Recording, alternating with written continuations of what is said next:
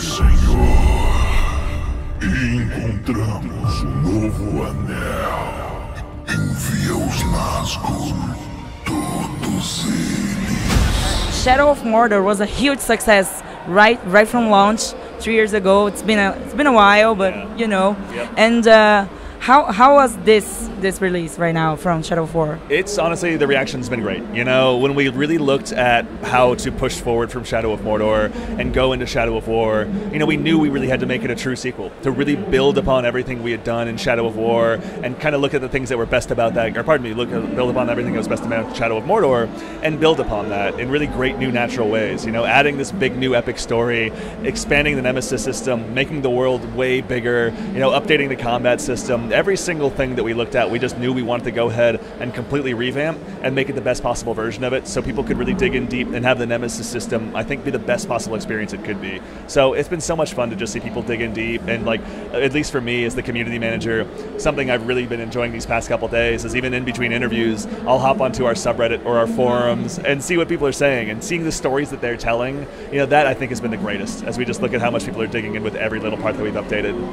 That's very cool. And you talked about the Nemesis system. It was like the huge key point from the Shadow of Mordor, now Shadow of War. How did you manage to improve on something that was already such a success? Yeah, you know, it's actually great as we were kind of moving forward. Like the day Shadow of Mordor went gold, basically, was the day we started on what is now Shadow of War. And so it's been great, I think, for us to sort of look at everything that we wanted to do before. You know, like maybe if we had ideas that we just couldn't pull off, or they were a little too ambitious at the time, or our tech wasn't there for whatever reason, you know, being able to look at all of our craziest, best, most exciting ideas and just go ahead and really put all of our love and attention into them. And then even still, as we started implementing them, expanding upon them in every way we could, you know, making the Nemesis Fortress have impacts on the entire region. You know, having the entire look of them change, having the ambient life and the Nemesis missions change based on the Overlord's tribe. You know, I think it was great for us to look at everything that was best about Shadow of Mordor's Nemesis system and just provide the player every single opportunity we could to tell a story really all their own. You know, every single playthrough is going to be different, whether you're sitting there playing it on your first or second or 10th time, or you're watching your friend play through it for the first time, or you're watching someone live stream it. You know, we wanted to make sure that every single time someone would go through it and have that playthrough, that it was really going to be theirs. And so that was really at the core of a lot of our decisions. That's very, very nice. And you also have this like continuity for the Nemesis system, because you can import and like, yes. Oh my God, it's like the same, it's direct sequel. It's like direct, really direct sequel. Yeah, you know, and the cool thing too is at the core of the Nemesis system, having it be these emergent player stories. One thing that we were really excited about too, and one thing that as the community manager I love to gush about, was adding the Nemesis Forge to Shadow of Mordor. You know, putting this free update out there so players could take their top Nemesis and their top follower with them from Shadow of Mordor into Shadow of War and really kind of build on their army. You know, it was fun when we first announced it, watching our community all of a sudden start tinkering around in the Nemesis system in ways that they hadn't before, to make sure that their follower that they bring with them into Shadow of War is the strongest possible dude they can with the fewest weaknesses and everything. So it's been great for us, I think, to provide players just more opportunities to continue their stories from Shadow of Mordor into Shadow of War. Sauron não vai parar até ter toda a Terra-Média dominada. Tolkien's universe has a huge storytelling focus, and it's very heavy in lore and stuff like that. So if you have a story that continues to the next title and the next title and the next title, it makes sense within this world, and players can really feel part of this. Do you think this is...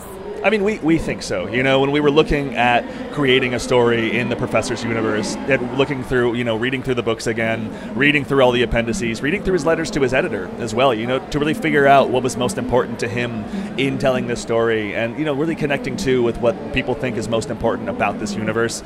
It's been really great for us, I think, to focus in on that and make sure that the story we're telling, and when we're making the best possible video game we can in Middle-earth, that it's really as true to all of that stuff as we possibly can make it. As a community manager, you have to like monitor the communities. You talk about subreddit and forums and stuff like that. What are the metrics you use to choose what goes on the next DLC or the next update?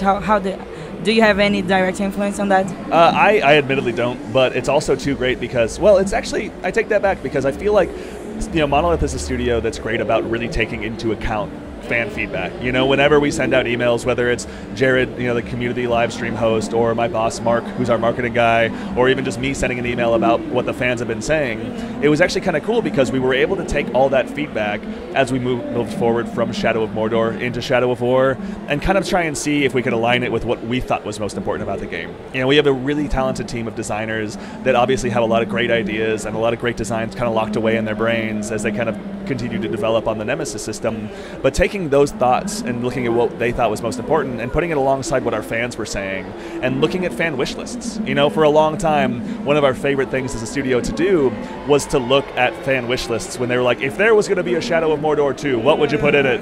And we would always take those and send them out. And it was great because then we'd be like, oh, bigger boss battles, check, got it. More epic story, check, nailed it. Expanded Nemesis system in the world, absolutely, we got that.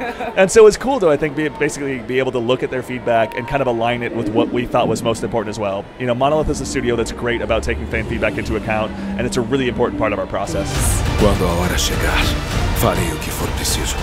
Renda-se ao seu destino!